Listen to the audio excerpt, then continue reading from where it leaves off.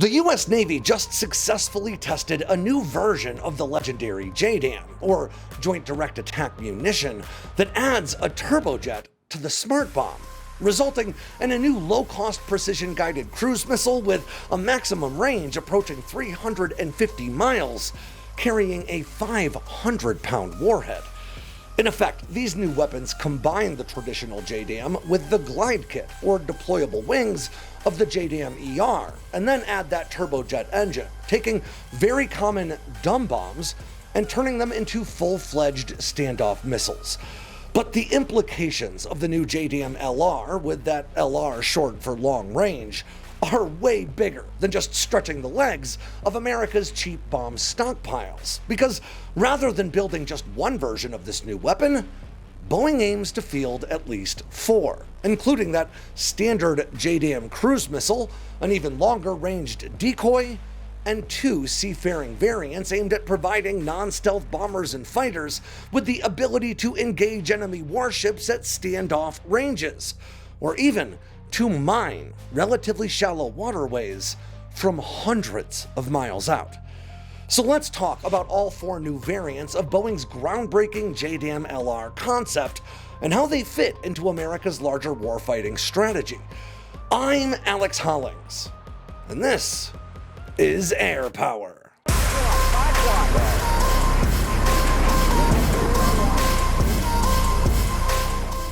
Ground news helps you stay on top of what's going on in the world while also helping you see right through common forms of media bias and the sensationalism that's become so commonplace today.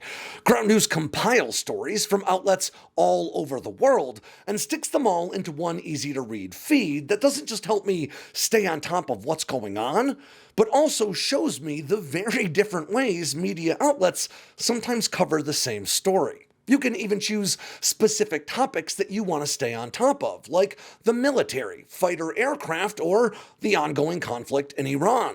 Like this one, about U.S. Central Command reportedly looking to deploy the Army's Dark Eagle hypersonic missile to the Middle East. Now, Ground News has already gathered coverage of this story from 21 different news outlets, with 3 of them listed as politically centered. And here on the right side of the screen, you can also see the bias distribution and factuality ratings for coverage of this story, with pretty even distribution across the political spectrum, and 66% of the outlets covering this story rated for high factuality. And Ground News also shows you vital information about each of these outlets along with their headlines, like their political bias, their factuality rating, corporate ownership, or any government affiliations. And I love Ground News' blind spot feature that shows me stories that are getting lots of attention in one political sphere but being ignored in the other. It helps me keep my media consumption balanced. Ground News is a big part of my research and my day-to-day news consumption, and it can be for you too. Just go to ground.news/sandboxx with 2 X's, or just follow that link in the description below to get 40% off the same Vantage plan that I use. Again, that's ground.news/sandboxx to get 40% off their Vantage plan that'll help you stay on top of things.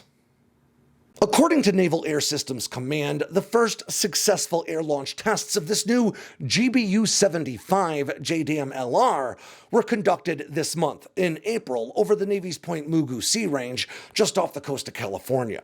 Now, these tests were seemingly of the baseline JDAM-LR, which to some extent is little more than a 500-pound class GBU-62 JDAM-LR with a turbojet engine affixed to the back, turning one of the world's most potent glide bombs into a full-fledged cruise missile. Now, this baseline weapon is also the basis for 3 other iterations of the JDAM-LR, each with a specific and different purpose, including the decoy JDAM-LR, the QUICKSTRIKE-LR shallow water mine, and the Maritime Strike iteration made for long-range ship hunting. But these new weapons are about more than just increasing the range of America's JDAMs. They also include onboard power generation meant to allow for new capabilities, like a 2-way data link, or even advanced new seekers to improve the weapon's accuracy, even against moving targets, and even in heavily jammed environments. The extended ranges allowed by these new munitions allow the JDAM to graduate from stand-in ordnance, or weapons employed at relatively short ranges, to full-fledged standoff weapons, meaning the JDAM-LR can be launched from well outside the reach of enemy air defenses, allowing non-stealth fourth-generation fighters and heavy payload bombers like the B-52 to deploy these weapons against targets deep inside contested airspace without fear of being shot down. I'll quote U.S. Navy Captain Sarah Abbott, the Precision Strike Weapons Program Manager now.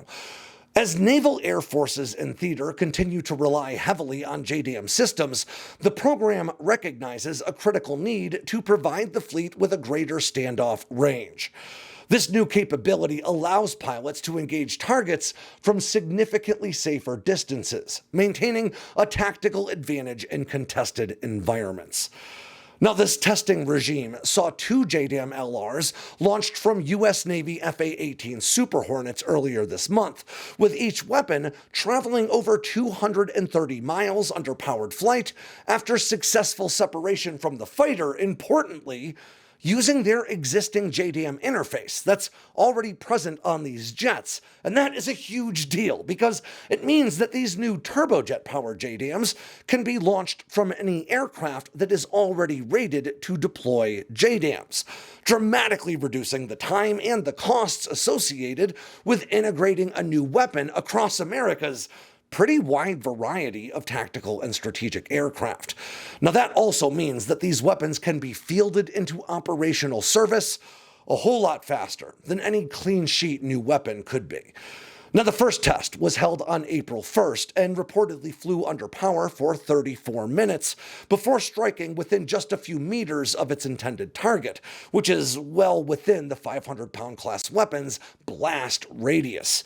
2 days later, on April 3rd, another test launch was conducted over similar ranges and with similar outcomes, but this time, the weapon was flying along a much more advanced flight profile that included rapid altitude changes and in-flight maneuvers that are meant to limit the chances the weapon could be intercepted. Now, this 500-pound class weapon carries the Mark 82 low-drag general-purpose gravity bomb that, under the power of its single TDI J85 turbojet engine that pumps out around 200 pounds of thrust, can reach targets at more than 300 nautical miles out using a hardened GPS-assisted inertial guidance system. Now, that's about 345 regular miles or more than 555 kilometers for the non-pirates among us. And based on a rough distance of about 230 miles and that stated flight time of 34 minutes, that suggests a cruising speed of a bit better than 405 miles per hour. Now, the second version of this weapon is meant to serve as a decoy, swapping out the explosive payload for a fuel tank and increasing the platform's range to better than 700 nautical miles, which is more than 805 regular miles or nearly 1,300 kilometers. In other words, both of these versions offer a huge range increase over the standard JDAM, which, depending on drop altitude, can reach targets as far out as about 15 miles, and even the JDAM-ER glide bomb, equipped with those pop-out wings, which can glide for up to 45 miles to close with a target. Now, the combination of range and payload provided by these weapons represents a real boon for the Navy's carrier strike fighters, and honestly, I would have made a whole video just about that if it weren't for how interesting and strategically valuable their maritime siblings promise to be. The QUICKSTRIKE-LR mine and the Maritime Strike JDAM-LR. But before I dive deeper into them, I think the easiest way to really understand and appreciate the concept behind this new JDAM-LR is to view it as just the latest development in what has arguably been the most revolutionary bombing technology ever fielded, America's groundbreaking JDAM. The Joint Direct Attack Munition, or JDAM, first entered service in 1999 as the solution to a whole slew of problems that American forces encountered using laser-guided bombs during 1991's Gulf War. Now, laser-guided weapons were actually first fielded in Vietnam, and they proved incredibly effective over Iraq and the Gulf War, especially when employed by America's new stealth attack aircraft, the F-117 Nighthawk. So much so that a lot of people credit that conflict with a transition in American air warfare philosophy toward using precision-guided munitions to achieve strategic objectives all on their own. But despite the accuracy provided by those weapons, they also had some pretty clear and significant shortcomings. In particular, the laser designator used to guide laser-guided bombs into a target was a lot less effective when visibility was obscured due to things like cloud cover, smoke, or dust storms. The US military wanted to find a way to achieve the same high degree of precision even when direct line of sight wasn't possible, and they found it in their rapidly maturing constellation of GPS satellites, with the last of 24 initial satellites launched into orbit in 1993. Now, the premise behind this new JDAM was pretty simple: to couple America's existing stockpile of pretty cheap dumb bombs with a new GPS-assisted inertial navigation system that uses bolt-on fins to guide the weapon through the air as it falls, effectively turning dumb gravity bombs into self-guiding precision ordnance with no need for a laser designator. These bombs could be dropped from aircraft as far as 15 miles from their intended target, using the air that flows over their control fins to adjust course as the inertial navigation system measures the movement of the weapon to assess its current location in the air in relation to its last known GPS coordinates. And in 1999, the new JDAM made its combat debut over Yugoslavia, where the American B-2 Spirit employed literally every JDAM kit built to that point to strike 656 high-value targets in urban areas with a reported 96% direct hit rate, effectively using the precision of these new weapons not just to ensure the target was struck, but also to minimize civilian casualties as compared to more traditional bombing operations. And I'm going to take a minute to harp on that point, because it's one that goes wildly under-discussed in most media discussions. The JDAM entered service just 54 years after World War II ended, a conflict that saw Allied bombers lay waste to entire swaths of populated cities in pursuit of victory. Now, early in that war, American and British bombers in particular really did take pains to avoid civilian casualties with the technology they had available to them at the time, and by flying daytime bombing runs. But as the number of American bombers lost over Germany alone climbed past 200 in 1943, well, Allied confidence in daytime bombing missions began to wane, shifting to nighttime strikes that allowed for far less accuracy and often required far more ordnance, but was safer for bomber crews. By 1944, one U.S. Army Air Corps study determined that it took 108 B-17 bombers dropping 648 bombs to achieve a 96% success rate at striking just one industrial target. Now, this shift would result in as many as an estimated 800,000 civilian casualties in Germany and Japan alone due to Allied bombing over the span of less than 4 years. And for context, that is roughly 16 times the largest estimates of civilian casualties from 20 years of American airstrikes across Iraq, Afghanistan, Syria, Libya, Somalia, Yemen, and Pakistan combined throughout the global war on terror. In terms of confirmed casualties, it's more like 35 times as many. And I want to be clear that civilian casualties are always tragic, so don't mistake this point for celebration. I just want to highlight how modern technology, like JDAMs, have fundamentally changed the way that we think of air warfare and how it impacts the civilian populace of a nation. No matter what you think of these conflicts or of the losses incurred within them, that shift is an objectively good thing. And I believe that we can credit the ubiquitous JDAM for a pretty good chunk of it. But okay, history lesson over. Let's get back on track and talk about how the JDAM went from a short-range smart bomb to an extended-range glide bomb in the JDAM-LR. Back in 2005, Boeing was awarded the contract to produce the GBU-39 small diameter bomb for the U.S. Air Force, which is a relatively small 250-pound class glide bomb with an operational range of a whopping 69 miles. That's about 111 kilometers when dropped from aircraft. And that is thanks in large part to its deployable glide wings. And within only about a year, Boeing began transferring that glide wing technology to their JDAM kits, conducting test drops of glide wing equipped JDAMs for the first time over Australia all the way back in 2006. Now, this new gliding JDAM is capable of covering more than 45 miles to reach its targets, 3 times the standard JDAM, and as such, was dubbed the JDAM-LR, with that ER short for extended range. The JDAM-LR entered operational service for the Royal Australian Air Force in 2016 and would come to be known as the GBU-62 JDAM-LR in American service not long after. And that brings us in line with today, and Boeing's new initiative that builds upon the JDAM's precision and the JDAM-LR's range by adding its own means of propulsion and extending the weapon's reach out to some 345 miles. That's about 23 times more than the original JDAM and about 8 times more than the glide bomb version.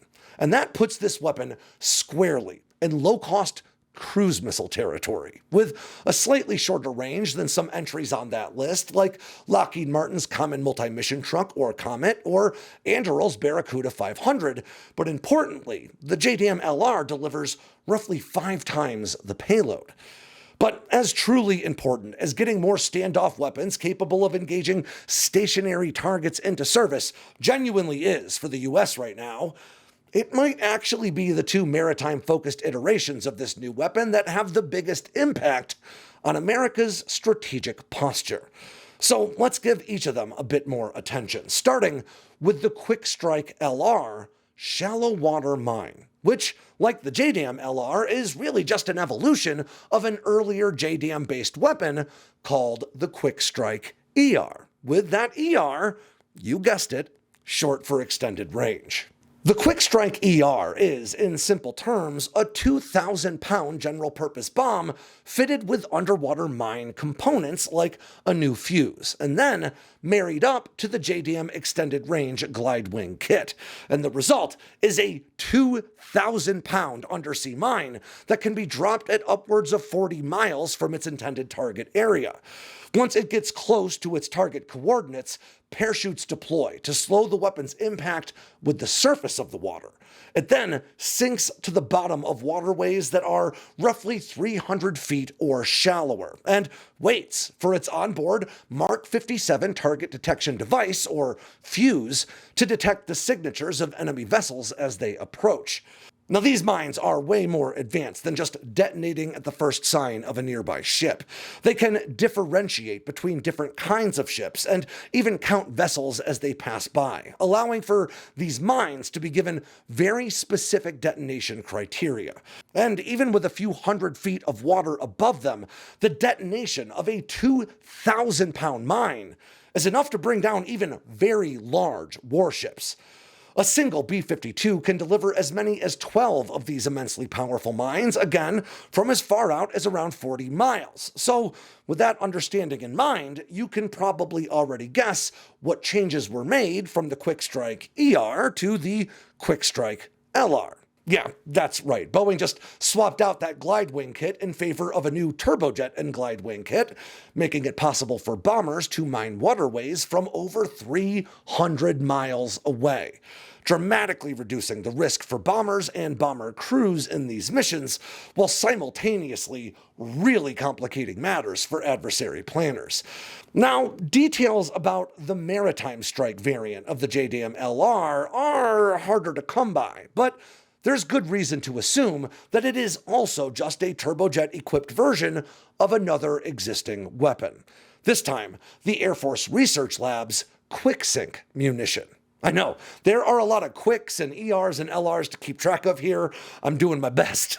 Now, we have covered the QUICKSTRIKE a bunch of times on this channel in the past, but for those who aren't familiar, the QUICKSTRIKE builds upon the JDAM's capabilities by incorporating additional forms of guidance into that bolt-on kit, namely a radar seeker in the nose and an infrared imaging seeker installed in a new side fairing.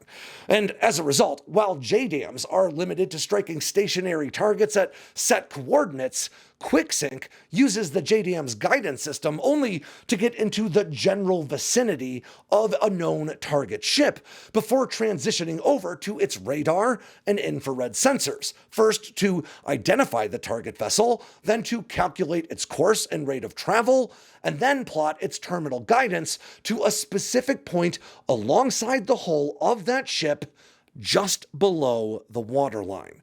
And this degree of precision makes the otherwise unguided BLU-109 dumb bomb into such a potent ship killer that its destructive capacity has been compared directly to the most destructive anti-ship weapons in service in the world today. Heavy torpedoes, like the US Navy's Mark 48. And like any JDAM, it can be dropped from as far as 15 miles out in that quick-sink form. But with the addition of the JDAM-LR glide wings and turbojet for propulsion, this low-cost anti-ship bomb quickly becomes an extremely low-cost anti-ship cruise missile. Now, it is just my assumption that Boeing has incorporated the radar and infrared electro-optical seekers from QUICKSTRIKE into their maritime strike JDAM-LR. It would make good sense, but I want to be clear that that has not been confirmed yet. And this actually also points to some of the capabilities that could eventually be drawn from these new JDAM-LRs, thanks to the onboard turbine engine's ability to produce electrical power that can support stuff like advanced new seekers to strike moving targets and a two-way data link to get updated target information on the fly, even allowing for some degree of swarming logic that distributes targets across inbound weapon systems to maximize the effects of their strike. Now, the price per JDAM-LR has not been disclosed yet, but estimates currently place the full kit and bomb at a potential price point of only around $200,000, making these weapons just way cheaper than many long-range cruise missiles in service today, like the multi-million-dollar JASSM line. But broadly speaking, at a pretty similar price point to new low-cost cruise missiles making their way towards service, like the aforementioned Comet and Barracuda 500, among a long list of others. But that isn't a bad thing. As we learned in our conversations with both Lockheed Martin and Anduril, they do not see each other's low-cost cruise missiles as competition chasing a single production contract, but rather as two of what will need to be multiple production avenues to shore up American stockpiles of long-range precision-guided munitions, a market that both firms see as just way too big to be dominated by any one manufacturer. And to be clear, the JDAM-LR offers very different specs from those similarly priced cruise missiles. The Comet and Barracuda 500 are said to deliver roughly 100-pound payloads to target some 575 miles away, while smaller low-cost cruise missiles in testing, like Kratos' Ragnarok, carries an 80-pound warhead, and Leidos' Black Arrow carries just 50 pounds of explosives. The standard JDAM-LR in testing, on the other hand, delivers a 500-pound class bomb to targets 375 miles away, equating to the explosive power of between 5 and 10 of those other cruise missiles I just mentioned. And as we learned last February, we should also know better than to assume that these JDAM kits are limited to the weight classes that Boeing has disclosed. You see, in 2023, the U.S. started providing Ukraine with GBU-62 JDAM-ERs, 500-pound class glide bombs. after integrating them with Ukraine's MiG-29s and Su-27s so they could actually be dropped. But in early 2025, videos surfaced of a Ukrainian Su-27 deploying a 1,000-pound JDAM glide bomb that had never been disclosed to the public before. Now, since then, we've learned that the US does indeed have 1,000-pound JDAM ERs known as the GBU-63 and 2,000-pound JDAM ERs called the GBU-64, which obviously in that case shares a great deal in common with that quick strike mine. Now that's all to say that while Boeing has announced the development of these new turbojet JDAM kits with specific bomb payloads, we shouldn't consider those payloads exclusive. It seems very likely that the JDAM-LR will follow in the ER's footsteps and eventually be fielded in a variety of weight classes. But I want to be clear that these new JDAM-LRs aren't an outright replacement for the venerable JDAM. It's not like we have this new weapon that's going to swap out for the old ones, because the original JDAM is sure to continue to serve for decades to come. Despite being incredibly inexpensive as compared to high-end cruise missiles like, again, those multi-million-dollar JASSMs, the JDAM-LR is still, about 5 times the price of a standard JDAM. Instead, the JDAM-LR will become one of many standoff weapons available for American and Allied forces to be employed by more vulnerable aircraft in the early days of a fight, as they work to erode the adversary's air defense assets and command and control capabilities. And because the JDAM-LR, ER, and standard JDAM kits can all be installed and removed in the field, it allows for a lot more options for commanders. And once localized air superiority has been established in portions of the battle space, some aircraft will transition to deploying lower-cost stand-in munitions, like the original JDAM, in those areas, while other aircraft continue to use longer-ranged weapons, like the JDAM-LR, to degrade the air defense capacity of the next area of focus, and so on. Broadly speaking, I tend to get more excited about low-cost, off-the-shelf, ready-to-go solutions than I often am about fancy high-tech new gadgets. And in terms of cost and efficiency, the JDAM-LR might be among the best ideas I've seen float to the surface of defense procurement in a hot minute. And I will certainly keep you in the loop as these new cruise missiles continue to mature towards service. And with that ends yet another edition of Air Power from Sandboxx News. I'm Alex Hollings. Make sure to swing by sandboxnews.com today and every day, or better yet, download our all-new and entirely free Sandboxx News app that's available now on iOS and still hasn't quite made it to Android devices yet, but I swear it is coming. Now, this app allows you to stay on top of all of our written and our video work, and we are really proud of it. It is absolutely free, and I would love to hear what you think about it. So go download it and come back and let me know. If you got anything out of today's video, make sure to click like and subscribe down below, and leave me a comment so I know what I should cover next. And of course, don't forget to tap on that bell icon so you never miss a drop from Sandboxx News.